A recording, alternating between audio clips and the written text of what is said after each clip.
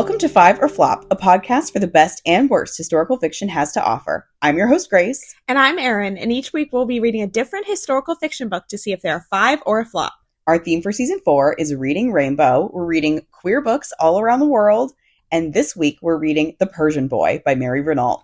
Yes. And before we get into that, what are you up to? I've seen you so much recently, as I said last week. What have I not heard? Well, here's something that happened yesterday that you were not there for. We triumphantly returned to trivia. You won? No. Grace is still learning the definition of the word triumphantly. By that, I mean we haven't been in a long time, okay. and we returned. You reclaimed your seat at the table. We did. I will say, it was a fantastic performance from us. We were in first place the whole night. However, we just had one of those unavoidable scenarios where the final question, we just simply didn't know the answer. So it was much like me in Jeopardy. Exactly. Like sometimes you can deduce your way towards an answer, but sometimes you just know it or you don't. And so we did not know the answer. However, we did a great job. Now, after that, do you collectively feel better or worse than if it was a situation where you really thought you knew it or were between two things and you got it wrong? Oh, it's much better to have no idea. Okay. Because then you're like, I've done the best I can. Yeah. And also, team member and famous previous guest host Diana has made a good point, which is first prize at trivia is you get a gift card, and it's a restaurant and bookstore. So the gift card is very valuable because you can buy a book or you can buy dinner. And that gets you an appetizer for next trivia. Yeah. And then prizes 2 and 3 are a t-shirt and a tote bag. And she correctly pointed out, we should just be betting it all every time because we have been and gotten second and third enough that we all have a t-shirt and a tote bag. That is 8 times. Well, to be fair, Ashley won her tote bag in a raffle. Oh, okay. Well, still. So like we each have one. Yeah. Not that I sneeze at having multiple tote bags because I do have multiple. God forbid. But she was like, we should just swing for the fences every time because it's not like we need more stuff. Like we should just try and win, and if we flop, we flop. Yeah. That's a really good point. Yeah. So it was a delightful time. We had the new spring cocktails. Lovely. It was great. I keep saying I want to come with y'all. I have to pick it on a Tuesday where I'm not going to drive into the office after. You just have to figure it out. Yeah. Which honestly could be any Tuesday. I'm not going to the office Thursday. I've decided. Yeah. Good for you. Thank you. What about you? What's been up? This is actually a looking ahead. It is Party Central this weekend. I'm missing so much because I'm not going to be here for the Party Central. That is true. You are out of town, which is unfortunate for you. But so my old house where I used to live in DC is having a Darty, which for those of you crazy West Coasters, a danger. So that'll be fun. The weather's supposed to be like 80 degrees, thank God. Spring is springing. And then Hannah and Jen of past and future podcast episode fame will be having a little Easter egg hunt in their yard on Sunday. So I'm really excited about that. That's delightful. That gives you a hint about when we're recording this. Yes, right? If we want to date ourselves as we always do, because this will probably come out summertime at this point? I don't know. This is episode, 4? Yes. Sheesh, we're making... Grace and I are doing real good this time. Well, we're recording episode 5 right after this, and I texted you and I said, Erin, do you realize that once we've done that, we'll be 1/3 of the way done with the season? Which is crazy because we just had our massive children in YA, but also, segue, this allows me some space to read some other books. And we are in my living room recording. I was going to make you do a live pick with me about what to read next. However, I already picked it? And did you already see it? I didn't see the title, but I did see a pod author. Damn it. I was going to make you guess which former pod author I'm reading. And it is another Lisa C. book, Peony in Love. Okay. What time period? 17th century China, which is, I'm like 15 pages in, which is why I had to check the time period. I see your Rainbow Book Nerd bookmark that I also have. Exactly. So I got this one for 99 cents at McKay's used bookstore in Manassas, which is exciting. That's my true love. And I think this is a romance, which I don't think I've read a romance from her before. Oh, that is interesting to see what Lisa C. would do with a romance if it has a happy ending. Yeah. Okay. And she can't tear a friendship apart by a misunderstanding that isn't resolved till decades later. Yeah, you'll have to let me know. I know. So I'm excited about this one. Like I said, I'm just starting it, and The Persian Boy is the most recent book I finished reading. I finished it last night, and I am so glad I am not reading it anymore. Congratulations. Because we're so ahead in pod recording, I now have like a little bit of space. Exactly. Some breathing room. What are you reading with all your breathing room? Well, I just read April. For me, as a romance reader, April is a big month for me. Okay. Because of a lot of the authors that I like are dropping new books. Is there a reason why April? It's just like it's like spring. It's the books you want to take to the beach. It's like sweeps week during soap operas. I guess so. April, May, it's a big time for romance. So famous Grace allies and Erin enemies, Abby Jimenez and Emily Henry are dropping new books. Yeah, it makes sense. Yeah.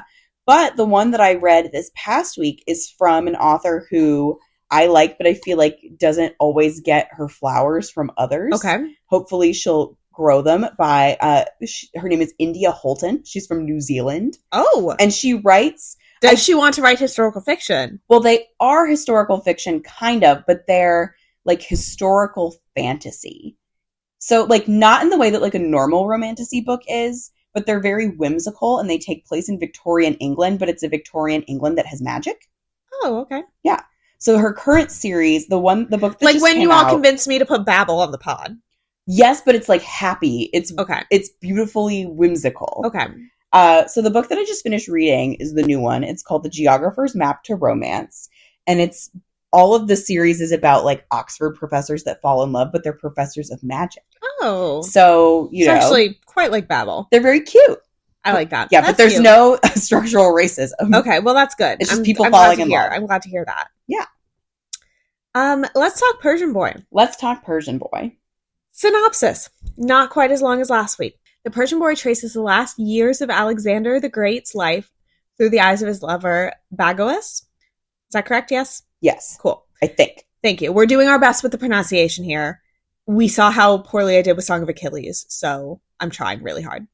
Abducted and gelded as a boy, Bagoas was sold as the courtesan to King Darius of Persia, but found freedom with Alexander after the Macedon army conquered his homeland. Their relationship sustains Alexander as he weathers assassination plots, the demands of 2 foreign wives, a sometimes mutinous army, and his own ferocious temper. After Alexander's mysterious death, we are left wondering if this Persian boy understood the great warrior and his ambitions better than anyone. So I think we should point out here briefly, Mary Renault wrote a trilogy about the life of Alexander You're getting ahead of me. I was about to point that out. Oh. Well, then go ahead. You go ahead. Continue. Okay. This is the second book. Yes. He has risen to greatness already, and it ends around when he dies. Yeah, and then the third book, the first book is Fire from Heaven. The third book is Funeral Games, which is about kind of like it has some weird description at the side I was looking at, but like people coming out of the woodwork to like divvy up his power. Grapple for, the throne. But anyways, Mary Renault, she's dead. We can add her to our short list of dead authors who we can't quite add Gloria Wayland to. We keep checking. She's going to turn 101 one of these days. I'm very excited. We're going to throw a Gloria Wayland party. Oh my gosh. I almost said a Mary Renault party, and we're not throwing a Mary Renault party. So she does actually have a very interesting life, though. So her real name is Eileen Mary Challens from England, but she died in South Africa. So she's best known for her novels set in ancient Greece. So this trilogy, and then she has, I believe, 2 books about Theseus. Which I have read The King is Dead before, and I'll talk about that in a little bit. So she moved to South Africa with her partner, where she could write openly gay characters without fearing censorship and homophobia that she would have in England. But, I did not know that about South Africa. I did not either. I would also imagine that her and her partner probably had less homophobia in South Africa. I do not know if they were living in an openly gay relationship. Okay. At that time, I'm not sure what their circumstance was. Okay. But she worked as a nurse for a really long time before she won an MGM prize for Return to Night, which is one of her books. And then she was able to write full time. Okay. Which is really cool. So she has one novel about a lesbian couple called The Friendly Young Ladies, thought to be about herself and her partner. One of the characters was a nurse, and I don't know what the other one did. That's just such a delightfully quaint title. I know, it's cute. I would read it if I didn't hate all of her books. So she wrote Fire from Heaven, The Persian Boy, and The Funeral Games as a trilogy about Alexander the Great. And Grace, already jumped the gun and told you where we are in that. Sorry. So we are reading the second one. I have not read the other 2. And it was fine. I'm sure it's better if you do read them all. No, but you don't have to. This operated and worked completely fine as a standalone for me. And in fact, I'll just give you a tidbit about my reading experience. So I wanted to get the ebook out of the library. That's always what I do first. If I don't own the book, I try and check out the ebook from the library just because it's very convenient. I don't have to go anywhere. It's free, etc. They did not have an ebook at the library of The Persian Boy. However, they had the whole trilogy in one ebook file. Which is insane, and which is why I opted to buy mine off Thrift Books for $3. The whole thing is 1,300 pages, and I never really had a sense of where I was. Like, I would always have to do math because I knew that I started my book on page 460 of the ebook. Jesus. And I finished on page, 900 something. So I would always have to do some math to see, how far am I into the book. That would stress me out. It was stressful. I know, and this came up when I was doing research for historical accuracy. There have been some movies, I think, based on some of her writing. I don't think anything specifically devoted. Okay. Could be interesting to explore for a bonus episode. Okay. This would make for good group viewing. However, let me talk about Mary Renault. Okay. So, freshman year of college, I took a class, and it was, God, I wish I remember the name. It was an English class. It was like fantasy and fiction, like something like that. Mostly, I just needed something else to fill out my schedule. I just needed a class to put in there because I was not going to be taking only 4 classes. So I was in this class, and actually every single book we read for that class, except we did some fairy tales, and I think I reread Frankenstein as an option. Okay. Every single book for that class, horrible. Hated every single one. The King Must Die was one of them. Is that one of the ones about Theseus? Yes, that was one of the Theseus ones. And I had the same experience I had with this one. I'm like, oh, wow, what an interesting topic. I'm really excited to read about this. That was the first book I have ever for a school assignment, because remember, this was freshman year. Mm-hmm. First time I had ever skimmed a book for a school assignment. Wow. Googled most of it. Didn't even look at any of it because I hated it so much. And here we are again, me and dear old Mary Renault. Well, as we said at the end of the episode last week, we tried to engineer some flops onto the list because we thought it would just be a beautiful, flawless season with no flops. But now they're all back to back. Unfortunately, we have not done it well. And I sincerely hope we just front-loaded the season. I hope so, too. Anyway, I have never read a book by Mary Renault before. I have been familiar with her just because I feel like she is one of the preeminent Greek mythology... Or not mythology, Greek, Roman history. Some mythology. Yeah. Theseus. She's a name you know. Yeah. She's famous for this. And her books are very highly reviewed. Actually, one more thing about that class that I just have to share that's not related. We read this one book, and it was like a YA J-fic dragon book. It might have been called Seraphina. Okay. And every single character's name, the professor called them a different name. Including the main character. And our assignment was we could either write a report or write a fan fiction about something from the book. So obviously I did the fan fiction. I got an A on it. Congratulations. Thank you. All right. Disclaimer, which is applicable. Our judgments come based on the book and characters within the book rather than any real historical figures they may have been based on. Spoilers ahead.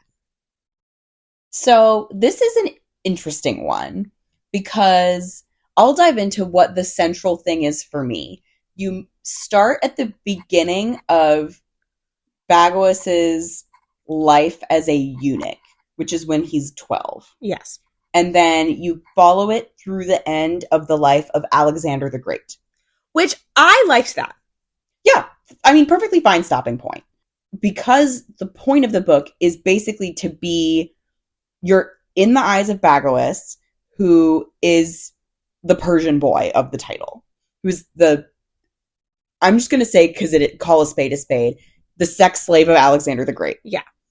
And it's his view of Alexander. Mm-hmm. Alexander is the linchpin of the book. He's the central character, even though he's not our point of view character. It's very Great Gatsby. Yes. So thusly, I feel like you're limited in that respect in terms of character development. Yeah, I agree. This is more so because Mary Renault is so tied to her research, less a book where things are happening for literary reasons so much as it is a list of things that happen. I had a similar note, more so about the character development. She is held back by describing the characters as they are and not making them her own. And I had the same experience with The King Must Die, and I feel like even there it was probably more prominent because they are mythological figures. Yeah. So you have more room to make them interesting. And there were even some opportunities, though, that I feel like she did not take. Mm-hmm. On one note, I have less beef with this, so I'll introduce it first. Alexander the Great did not really have flaws. Mm-hmm. And I think, frankly, it's just because that she likes him. Yeah. Like, she has done all this research. Like, she's clearly dedicated a lot of her life to Alexander the Great. And I think she just likes him. Yeah. So, not really a problem with that, because he actually was a very dynamic and engaging character. I think it would be hard to write Alexander the Great boring. Yeah. Because he's clearly a very interesting man. Yeah. Like, I'm not going to dispute that. But it is a little bit into the book before Bagoas meets Alexander. And oh my god, he does not say, he just says, like, he calls him the king. The king and pronouns. So I thought the first 100 pages he was already with Alexander. But no, he was with another king. He was with Darius. Yeah. Who was not the same guy. Who is not, no. You'd think that he could have some complicated feelings about this, because Bagoas, he's born into a good family with money and standing.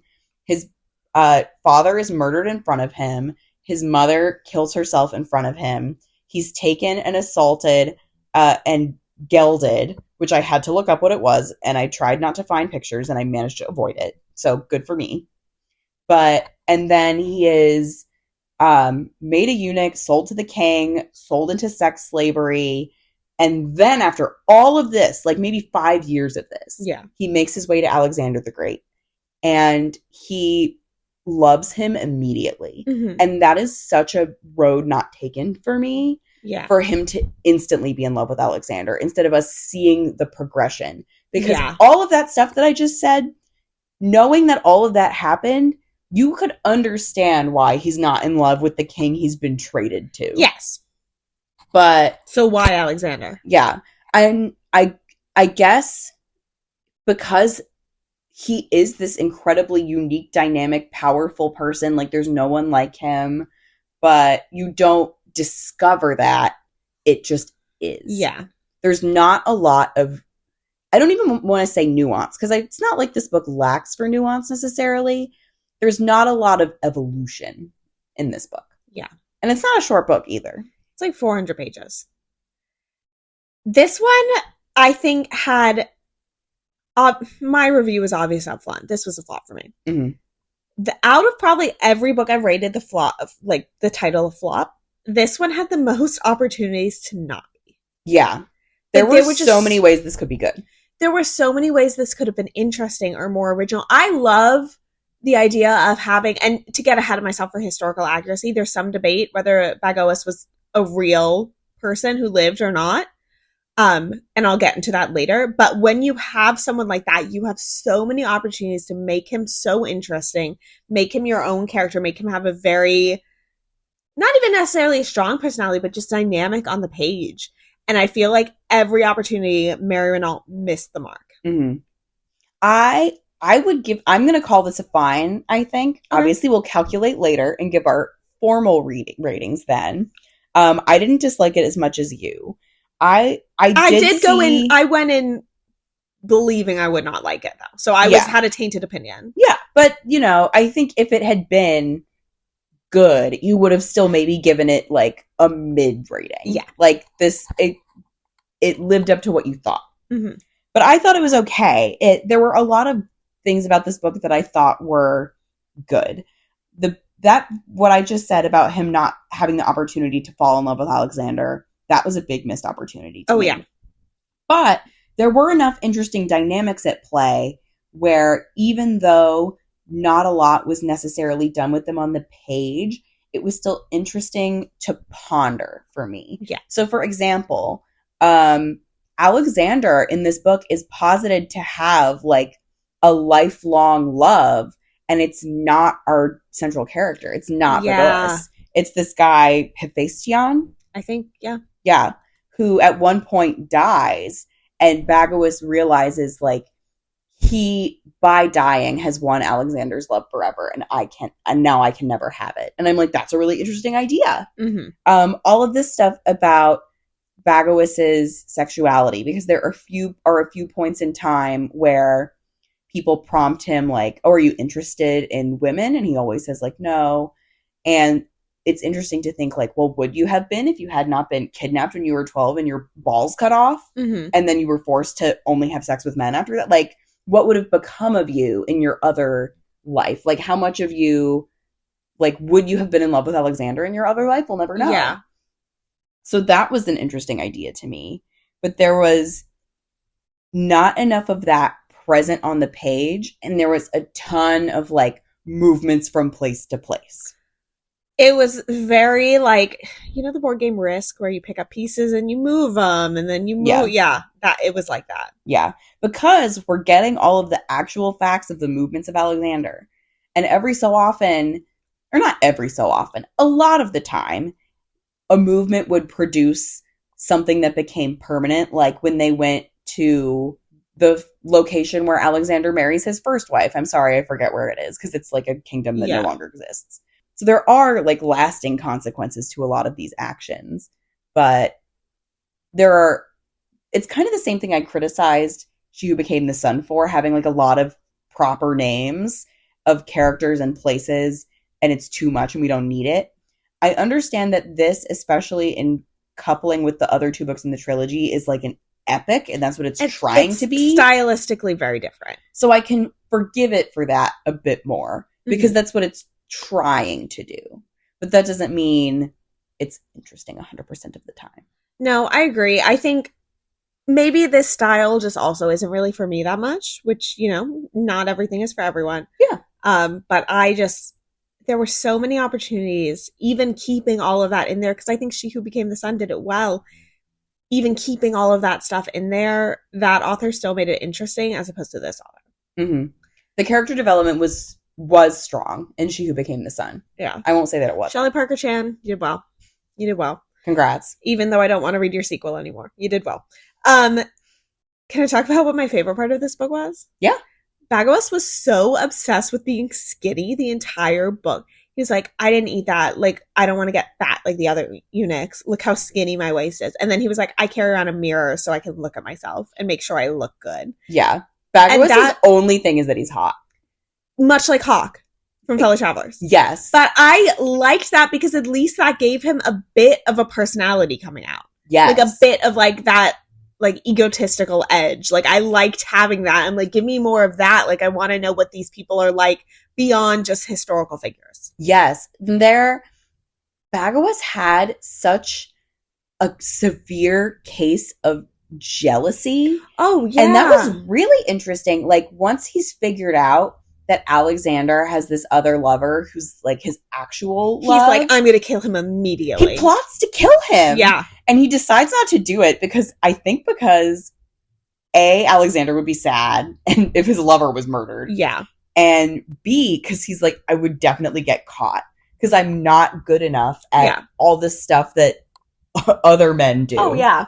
So that was engaging to me. Like those jumps out of personality, even like at the end of the synopsis, they're like the Persian boy who understood the great king better than anyone or whatever, because it's so clear to the reader in Bagos's perspective is he's seeing this part of Alexander, like he's seeing the part of him that he wants to see. Yeah. And that's interesting. But all of these pieces, like, again, as we're saying positive things about the book, you are kind of plucking these out. For every one page of this, there's 3 of boring stuff. And there's just, I think that stuff with like Bagos, his jealousy, his ego, all of that coming into play is just, sorry, I hope this marching band outside doesn't pick up on the mics. Anyways. If Flynn's snoring doesn't, then I think we'll be okay. I think we'll be fine. But anyways, all of these traits that he has, Mary Renault had so many opportunities to make them her own characters and give them much stronger personalities rather than just kind of like, it's not like reading a textbook, but it's almost like a textbook in novel format. Yeah. Yeah. Well, and the thing that gets me is because the book stops when Alexander dies, which again, you're right. Like, I don't think that's a bad point for the book to end, but you don't know what happens to Bagos. Yeah. Because he has no other skills than seduction and being handsome. And he says that, like, he's like, this is all I can do. That's all I know how to do. So after Alexander dies, and as he's getting older, because he's in his 20s at the point when Alexander dies, what is going to become of him? Yeah. And he's the character we've been with the whole book, and we don't know. Yeah. We don't know what becomes of him. And that's not, and I'm sure that Mary Renault did not want to just completely invent. We've had this discussion so many times. We don't need to rehash it about where's the line between interpretation and invention. But it's unsatisfying at the end to not know what happens to him. Yeah, I agree. Or even really, like, I didn't even really get him questioning that much on the page. No, you're right. Like, even if he was like, what happens to me? Like, show that, because he does have that jealousy. He does have that ego. And it's not like he even has the thought of, like, I don't know what's going to happen to me, but now that Alexander's dead, I can't bring myself to care or anything like that. Something, just like like, I hate when the bow is tied too nicely, but it needs to be something. Yeah. But that's all I have on this one. Well, I just have to say one more thing. It's not really, like, tied into anything else, and I think in comparison to a lot of the other stuff we've said, it's not even the most important thing. Yeah. But I was going to say, the visceral horror of the first chapter of this book. I gave you a warning because I was like, it's so intense and insane. Yeah. But all of the stuff you learn about Bagoas's origin story in that chapter, and just the awful descriptions of seeing his father in front of him, like, yelling the name of the man who betrayed him, like, his head is put on a spike. His mother throws himself out the window and, like, lands next to him on the ground. Yeah. He's like, you get a description of him being gelded. Like, it is so and the people intense. Just, like, having a conversation over him. And my God. Like, there's more, and I'm not going into it out loud because, like, maybe you're, I don't know, driving a car while you're listening to the episode and you want to be able to not be vomiting. It's, like, oh my God, me when I listen to the women audiobook. It just really goes to show, like, clearly Mary Renault is capable of moving me to severe emotion one way or the other with her prose. Because this is, like, when we talked about the foot binding in Snowflower all the way back in season 1. Yeah, like, you made a noise just thinking about that. Old same. But it's like, it's DC's like that, are but old sames. worse. Yeah. Yeah, it's like, I would say twice as bad. Yeah. And a girl died doing the foot binding in Snowflower. So, yeah, just the intensity of that, I think, is notable. Yeah. Because if you decide to pick up this book based on this episode... FYI. You got to be prepared, because it's really tough. Then that was really the only part in this book that was real crazy. But... No, none of the rest of it was like that. And even though for the rest of it, like, you're at war, people are dying, all this crazy stuff. But that is so, I think, pivotal and central to the life of our character. So... Anyway, just had to say. Speaking of our characters, do we want to hear about the historical accuracy? Yes. So split it into kind of two parts, Bagoas and Alexander the Great. Who do you want to start with? Let's start with Bagoas, because I bet there's less info on him. There is. So he was a courtier of Darius III and Alexander the Great. So there are some stories that Bagoas was fabricated to defame Alexander by showing him as an example of, like, Macedonians, quote, degeneration because they embraced Persian culture. By being gay or in other ways? No, but just, like, people were so against, like, Macedonians being, like, respectful and embracing Persian culture that this was an example of, like, oh, look at Alexander getting so, like, close with someone Persian, blah, blah, blah, all of this. So. Okay, understood. So that's why there's kind of questions. There's not many surviving tales of him. One of them was that he won a dancing contest and Macedonian troops applauded and demanded that he kiss a drunk Alexander. Do you think he did the cry solo? Oh my God, I really hope he did the cry solo. The longest surviving account is by someone named Rufus, which was a 1st century Roman historian who was apparently a massive Alexander anti and said a bunch of stuff about him as slander, which is why a lot of these rumors of, like, oh, was Bagoas even real? Or was it just an attempt to defame him? Like, that sort of thing. Okay. That's so it kind of is crazy that, like, if this was a real person who loved Alexander so much, like, the longest surviving tale of him is by someone who hates Alexander. Okay. Which is, if true, interesting. That's very crazy to me. Okay. That is very fascinating. Alexander, so this is a lot of what goes back to I am so annoyed with Mary Renault. She had so much room to make him, a unique character. Alexander the Great, king of the ancient Greek kingdom of Macedon. By the age of 30, he'd created one of the largest empires in history, spanned from Greece to northwest India, and we pretty much cover that whole distance. Yep. He was tutored by Aristotle, if you took AP World History and you remember the SPA acronym. I'm not going to go into more detail about that because I assume you know what it is. I do. He did have uncertain circumstances around his death. Was it fever? Was it poison? To me, the book leans towards poison. I didn't really know. It was hard for me to tell. Because they had that one line of like, oh, did this person give you wine? Like, who came in here last night? They were worried about the poison, certainly. Yeah. They were very on edge about it. To me, it did lean that way. But his death marked the start of the Hellenistic period. He founded over 20 cities, and the most prominent of Alexandria, of Egypt. Unprecedented success in battle. Like, he was able to do this because he was just like, wildly good and wildly engaging personality and just was able to, rally the troops. And you see that a lot in the book. Oh, yeah. And he was very likely lovers with Hephaestion. I don't know. Don't ask me. Okay, well, this guy, Mr. H, he did mourn, as depicted in this book, Alexander did mourn his death greatly and bestowed upon him divine status. Oh, okay. Which is like a really big deal. And they probably weren't just like friends. Mm-hmm. It's interesting, given how long ago Alexander the Great was alive, that we can have as much consensus as we do that he was like definitely sleeping with a whole bunch of men. Yeah. Like, that's crazy to me. Good for him. If you're going to be that powerful of a ruler, do whatever you want. You know what? Maybe you don't have slaves, but... Well, that's too much to ask, Erin. Yeah, well, obviously. But... You know what's not too much to ask? Our star calculator. Is it too much to ask that it works? Yes. Okay. It is still not working. I don't know why. But let me just punch in my numbers real fast. Would you like to read the categories to our loyal listeners? I would love to do that. Well, if they're really that loyal, they should be reading us the categories. Historical accuracy, originality, characters, prose, and vibes. And I am kind of like high highs, low lows. I can start if you want me to start. No, I can go.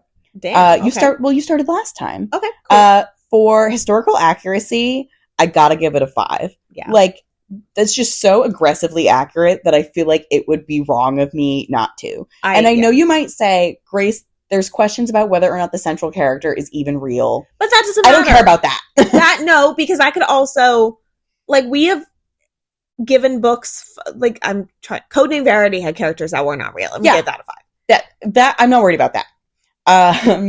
For originality, 4. I mean, like, I feel like it's good enough to have this idea of this epic trilogy. I like that the point of view character is Bagoas. I think that's creative. I can't give it a 5 because, like, I'm writing a book about Alexander the Great. Like, how creative is that necessarily? Yeah. But I think the angle from which she conceived of it, at least, has some originality. Okay. So I'm going to give it a 4. Characters, 3. Yeah. We've said our piece about that. Same for prose. I also gave it a 3. I think it's fine. Nothing is wrong with it. It's not anything to write home about, really, either. It's decent. It's good. But vibes are a 2 because it was a bit of a slog to get through this book. I hate to say, not the worst in the world, not the best either. That's a 3.4. I give this a 3.5 on Storygraph. So you were close. So it gives me a fine. That's what I would give this book. Wow. A fine. Historical accuracy, I went with you on 5. This is very, very deserving of a 5. Yes. Down to her even looking up Bagoas, who might not even be real. Yeah. And the fact that she found out all this about him. Originality, I gave it a 2. Because while I like the lens she used, I don't think she did anything creative with the characters. And I think it was just pretty straightforward. Mm-hmm. Characters, I gave it a 1. Because of that. I think especially Bagoas, she had so much opportunity and just didn't take any of it. Mm-hmm. Prose, I gave it a 1 because I hated every minute of it. And vibes, I gave it a 1 because I hated every minute of it. So that gives me a 2, and I gave this a 1.5. This is my floppiest flop of the season so far. And I am not surprised. And it's only episode 4. Yeah, but you know what? On the bright side, that leaves us for so many 5s. We have room for 5s. We could have 9 5s to come. That would be crazy, and I kind of hope we do. That would kind of be amazing. That we really just fucked up the order of the episodes. I really want to go back now and see, like, how many... Have we ever had multiple 5s in a row? I don't know. I need to see what order we did things. We'll have to go back and look. Maybe we can do that by referencing our Storygraph reading challenges from other seasons, which are still live on Storygraph. Are still live, and that'll give you a sneak peek into what we're reading next week, which is... The Pull of the Stars by Emma Donoghue. And I let you say that one because Emma's your favorite. Yes, we'll talk about that next week. You can also go ahead and check us out on Instagram, Twitter, and TikTok at @5orflop_pod, or fill out that recommendation form in our bio if you want to make us suffer through another horrible read. Or if you have other 5s for us to read all in a row. Please. And don't forget, you can always email us at 5orfloppodcast@gmail.com. Until next time. Happy reading. Bye.